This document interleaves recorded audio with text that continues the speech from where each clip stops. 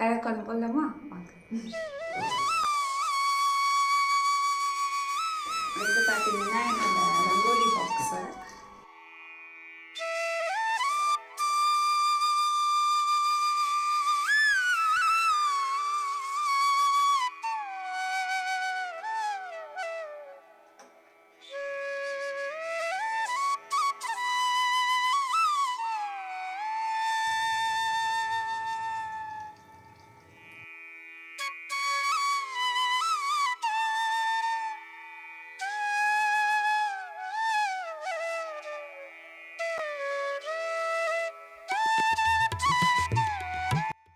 Hi friends, எல்லோரும் எப்படி இருக்கீங்க?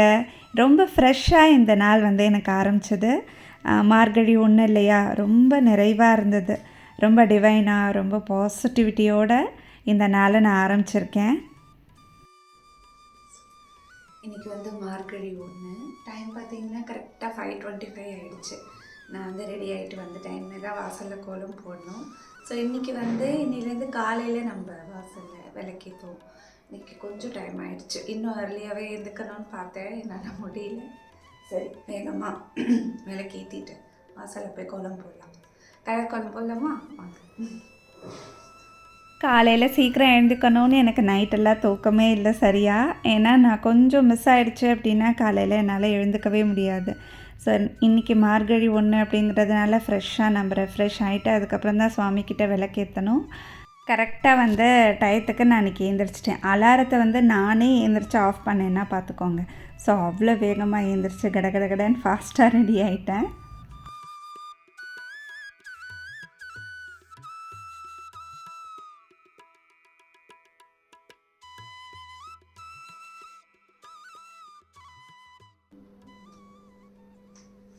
ஸோ இதில் வந்து பார்த்திங்கன்னா திருப்பாவை திருவம்பாவை போட்டு விட்டுருவேன். காலையில் வந்து அது கேட்குறது ரொம்ப நல்லது. ஸோ நமக்கு தெரிஞ்சால் கூடவே பாடலாம். ஓரளவுக்கு கொஞ்சம் கொஞ்சம் தெரியும். அந்த சாங் பாடும்போது நான் கூடவே பாடுவேன். இது வந்து பார்த்திங்கன்னா என்னோடய ரங்கோலி பாக்ஸு. ஸோ இதில் வந்து எல்லா கலர்ஸுமே இருக்கும். போன வருஷம் வாங்கினதே கொஞ்சம் கொஞ்சம் இருக்குது. இந்த வருஷம் நான் இன்னும் புதுசாக வாங்கலை. கடைக்கு போகணும். நான் பசங்களோட கொஞ்சம் ப்ராஜெக்ட்ஸ்லாம் இருந்தது, அதனால் என்னால் போக முடியல. ஸோ இப்போ பார்த்திங்கன்னா இதில் வந்து ரங்கோலி கலர்ஸ் பாக்ஸுன்னே வந்து நான் அப்படியே வச்சுருக்கேன். இப்போ போய் கோலம் போடலாம். பெருசாக நான் வந்து ஒரு ஸ்கெட்ச்லாம் போட்டு வைக்கல. எப்பயுமே வந்து நைட்டே ஒரு சில நேரம் கோலம் போட்டுருவேன். இல்லாட்டினா ஏதாவது ஒரு ஸ்கெட்ச் போட்டு வச்சுருவேன் பேப்பரில். அதை பார்த்து காலையில் வரைஞ்சிப்பேன். இன்றைக்கி வந்து நான் என்ன கையில் வருதோ அதை அப்படியே போட்டுடலாம் அப்படின்னு தான் டிசைட் பண்ணியிருக்கேன்.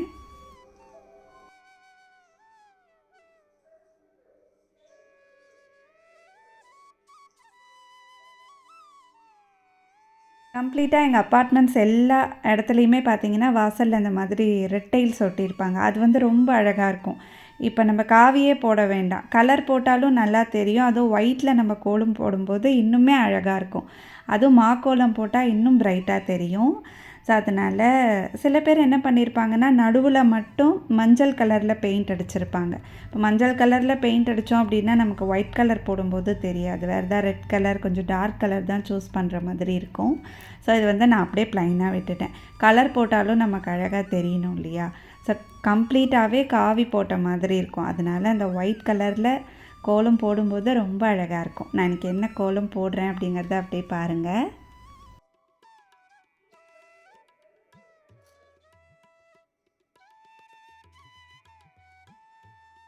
ஏதாவது விசேஷ நாட்களில் நான் அந்த மாதிரி கோலம்லாம் ஷேர் பண்ணேன் அப்படின்னா கண்டிப்பாக ஒரு 2-3 கமெண்ட்ஸ் வந்துடும். அக்கா கோலம் போட்டு காமிங்க அப்படின்னு. டெய்லியுமே என்னால் எடுக்க முடியுமா அப்படின்னு எனக்கு தெரியல. ஆனால் மேக்ஸிமம் வந்து நான் ட்ரை பண்ணுறேன்.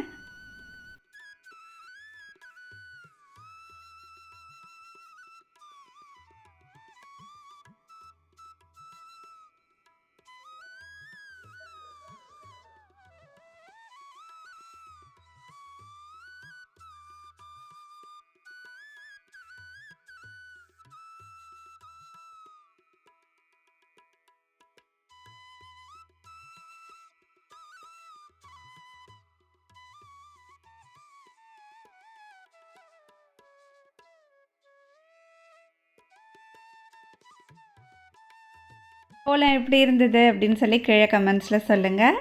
நெக்ஸ்ட் டே நான் என்னென்ன போடுறேன் அப்படின்றத நான் முடிஞ்ச அளவுக்கு ஷேர் பண்ணுறேன்.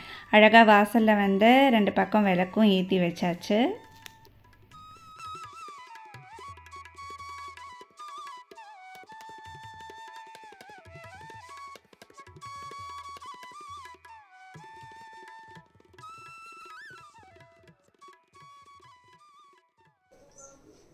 ஸோ இன்றைக்கி வந்து குட்டியாக அழகாக ஒரு கோலம் போட்டாச்சு.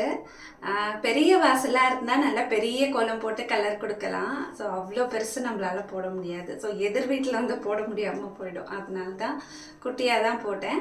சரி இன்றைக்கி ஃபஸ்ட்டு டே இல்லையா, அதனால் தாமரைப்பூலேருந்து ஆரம்பிக்கலாம் அப்படின்னு. ஸோ டெய்லியுமே அந்த மாதிரி குட்டி குட்டியாக ஏதாவது போடுவேன். ஒரு வேளை பெருசாக போடுறேன் அப்படின்னா ஓரளவுக்கு நைட்டே போட்டுருவேன். ஸோ இப்போ இன்றைக்கி ஃபஸ்ட்டு டே இல்லையா, அதனால எங்கள் அம்மா எப்பயுமே சொல்லுவாங்க பொங்கல் பண்ணணும் அப்படின்ட்டு. இன்றைக்கி வந்து பொங்கல் தான் கொஞ்சமாக பண்ணிவிட்டு, ஸோ அதுக்கப்புறமா சாம்பார் ஆஸ் யூஷுவல் சமையல் தான் பார்க்கலாம்.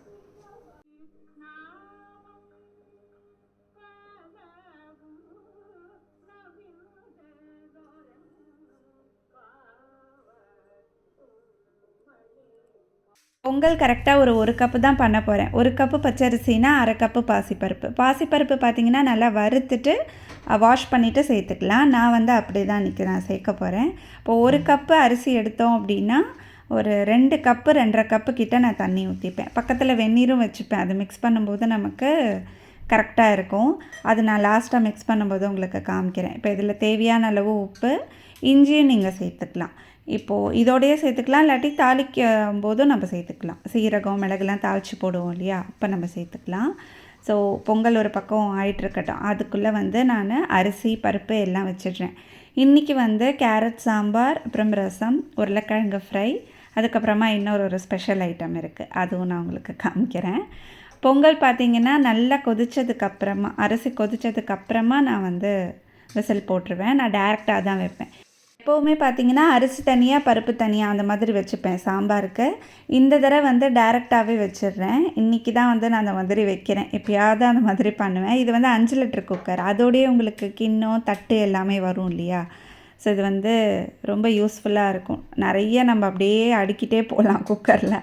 எல்லாமே வச்சு ஒரு விசில் விட்டுடலாம். இப்போ பருப்பு சுண்டல் அதெல்லாம் வேக வைக்கிறேன் அப்படின்னா நான் வந்து ஒரே குக்கராக வச்சுருவேன். நான் அந்த மாதிரி வைக்கும்போது உங்களோட ஷேர் பண்ணிக்கிறேன். இப்போ இது நல்லா கொதித்ததுக்கப்புறமா ஒரே ஒரு விசில் இல்லாட்டி 2 விசில் போதும் பொங்கலுக்கு.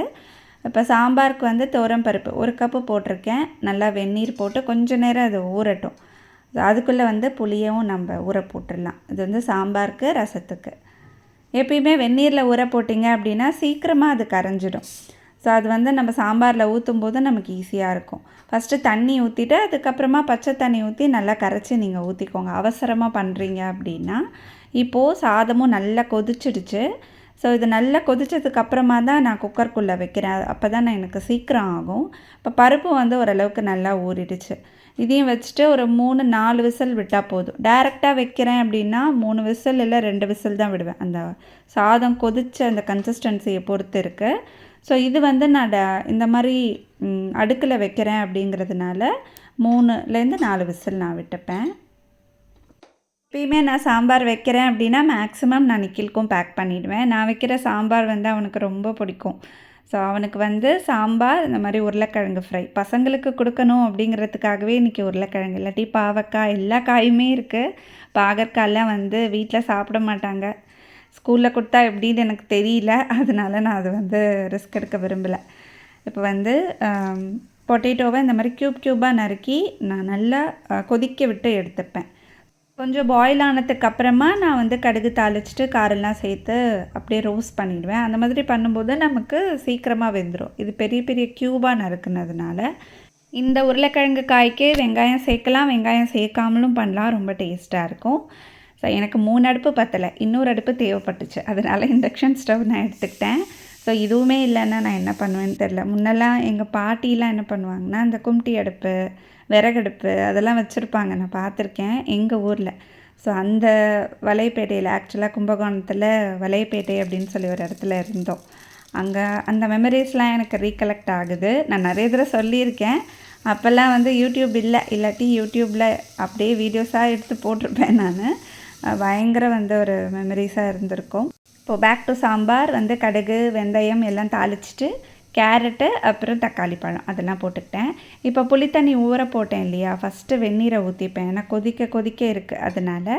அதுக்கப்புறமா நார்மல் வாட்டரை விட்டுட்டு நல்லா அப்படியே கரைச்சிட்டு இந்த மாதிரி வடிகட்டிடுவேன். நமக்கு சீக்கிரமாக ஆகிடும், புளியும் சீக்கிரம் கரைஞ்சிரும். இப்போ வெங்காயம் சேர்க்காததுனால நான் வந்து சாம்பாருக்கு கட்டி பெருங்காயம் சேர்த்துருக்கேன். ஸோ இந்த பக்கம் வந்து உருளைக்கிழங்கு ஓரளவுக்கு பாயில் ஆகிடுச்சு, ஒரு 80% குக் ஆகிடுச்சு. மற்றது வந்து பார்த்திங்கன்னா நல்லா ரோஸ்ட் பண்ணணும். இந்த டைமில் நம்ம வதக்க ஆரம்பிச்சிட்டோம் அப்படின்னா சீக்கிரமாக குயிக்காக நமக்கு சமையல் முடிஞ்சிடும். நேற்று வந்து ஒரு குட்டி ஸ்டோரி சொல்லியிருந்தேன். ஸோ அதில் வந்து நிறைய பேர் நல்ல கமெண்ட்ஸ் கொடுத்துருந்தீங்க. ஸோ இந்த மாதிரி நாங்களும் ட்ரை பண்ணி பார்க்குறோம் அப்படின்லாம் சொல்லியிருந்தீங்க. இந்த மாதிரி குட்டி குட்டியாக நம்ம ஸ்டோரி பிடிக்கும் அப்படின்னா சொல்லுங்கள். நான் நெக்ஸ்ட் வ்ளாகில் வந்து ஏதாவது நான் படிக்கிறேன் இல்லை ஏதாவது கேட்குறேன் அப்படின்னா கண்டிப்பாக நான் உங்களோட ஷேர் பண்ணிக்கிறேன். இன்றைக்கி ஸ்டோரி கிடையாது, ஒரு குட்டி கவிதை சொல்லட்டுமா? இல்லத்தரசி அப்படிங்கிற ஒரு தலைப்பு. காலை ஒளியுடன் விழித்தால், குடும்ப கனவுகளை சுமந்தால், அடுப்பின் சூட்டில் அன்பை சமைத்து அமைதியில் உலகை கட்டியால், பெயரில்லாத பணியில் பெருமை, சத்தமில்லா சாதனையில் சக்தி, வீடு ஒரு கோயில் என்றால் அதன் தெய்வம் இந்த இல்லத்தரசி. இது எப்படி இருக்குது அப்படின்னு சொல்லுங்கள். Back to cooking. இப்போ வந்து நான் இந்த பருப்பு வேக வச்சு எடுத்துக்கிட்டேன். ரசத்துக்கும் நான் அரைச்சிட்டேன். நான் என்னென்ன போட்டு அரைச்சிருக்கேன் அப்படிங்கிறத நீங்கள் பார்த்துருப்பீங்க. இப்போ அந்த மேற்பொடி இருக்கு இல்லையா, அதோடு இந்த பருப்பையும் அப்படியே மிக்ஸ் பண்ணிக்கிறேன். பருப்போடு அதை மிக்ஸ் பண்ணி போடும்போது உங்களுக்கு இன்னும் டேஸ்ட் வந்து சூப்பராக இருக்கும். சாம்பார் பொடியும் சேர்த்துட்டு இதுவும் சேர்த்தா உங்களுக்கு வந்து நல்ல வாசனையாக இருக்கும். ஸோ இதை நம்ம ஃப்ரெஷ்ஷாக அரைச்சி வச்சுருக்கோம் இல்லையா, தேங்காய்லாம் சேர்த்து, அதோட டேஸ்ட்டே வந்து டிஃப்ரெண்ட்டாக இருக்கும். ட்ரை பண்ணுங்கள். இப்போ ரசத்துக்கு வந்து நான் தாளிக்க போகிறேன். சாம்பார் வந்து இறக்கிறதுக்கு முன்னாடி ஒரே ஒரு டீஸ்பூன் நெய் சேர்த்தா ரொம்ப டேஸ்ட்டாக இருக்கும். நெய் பிடிக்கல அப்படின்னா நீங்கள் ஸ்கிப் பண்ணிக்கலாம். சாம்பார் காய் ரெண்டுமே சூப்பராக ரெடி ஆகிடுச்சு. காய் வந்து இறக்கிறதுக்கு முன்னாடி கொஞ்சம் பெருங்காயத்தூள், தாராளமாக வந்து கருவேப்பிலை கொத்தமல்லி எது இருக்கோ சேர்த்துக்கலாம். இந்த மாதிரி நீங்கள் காய் பண்ணுறீங்க அப்படின்னா அந்த மேத்தி லீவ்ஸ் இருக்குது பார்த்தீங்களா, அதை நீங்கள் சேர்த்திங்கன்னா சூப்பராக இருக்கும். ஆக்சுவலாக நான் மறந்துட்டேன், இந்த வீடியோ வந்து பேசும்போது தான் எனக்கு ஞாபகம் வருது. நான் எப்பயுமே ஆட் பண்ணுவேன், ரொம்ப டேஸ்ட்டாக இருக்கும். ரசத்துக்கு கடுகு தாளிச்சிட்டு அரைச்ச விழுதை அப்படியே நான் சேர்த்துருவேன். எப்பயுமே நான் அப்படி தான் பண்ணுவேன். இன்றைக்கி வந்து நான் ரசத்துக்கு பூண்டு சேர்க்கலை. பூண்டும் சேர்த்து வதக்குனீங்க அப்படின்னா ரொம்ப டேஸ்ட்டாக இருக்கும்.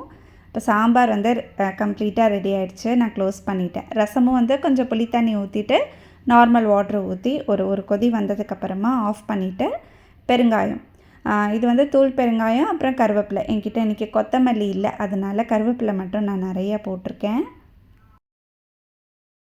பொங்கலும் வந்து ரெடி ஆகிடுச்சு. ஸோ இறக்குனதும் இந்த மாதிரி நல்லா மேஷ் பண்ணிவிட்டு இதில் வந்து நம்ம தாளித்ததை அப்படியே சேர்த்துடலாம். நான் வந்து சீரகம் மிளகு அதெல்லாம் சொன்னேன் இல்லையா, நல்லா தாளிச்சிட்டு இப்போது கொஞ்சம் கெட்டியாக இருக்குது இல்லையா, ஒருவேளை சூடு ஆறிடுச்சு, கொஞ்சம் லேட்டாக நீங்கள் சர்வ் பண்ணுறீங்க அப்படின்னா கொஞ்சம் வெந்நீர் விட்டு நீங்கள் மிக்ஸ் பண்ணிக்கிட்டீங்க அப்படின்னா ரொம்ப நல்லாயிருக்கும். இது ஒரு யூஸ்ஃபுல்லான டிப், நீங்கள் இதை ஃபாலோ பண்ணி பாருங்கள். ஸோ இது ஆக்சுவலாக நல்லா சூடாக தான் இருக்குது, கொஞ்சம் நல்லா கெட்டி ஆகிடுச்சு. நான் கொஞ்சம் ஓப்பனாக வச்சுட்டேன், அதனால் நான் வந்து வெந்நீர் கொஞ்சம் போட்டு மிக்ஸ் பண்ணி ஹாட் பேக்கில் வச்சுடுவேன். அப்படியே சாப்பிடும்போதும் உங்களுக்கு கன்சிஸ்டன்சி கரெக்டாக இருக்கும். ஸோ இதுக்கு வந்து சைட் டிஷ் இன்றைக்கி பார்த்திங்கன்னா சாம்பார் இருக்குது. சரி, மசால் வடையும் வந்து நான் முதல் நாள் அரைச்சிருந்தேன்.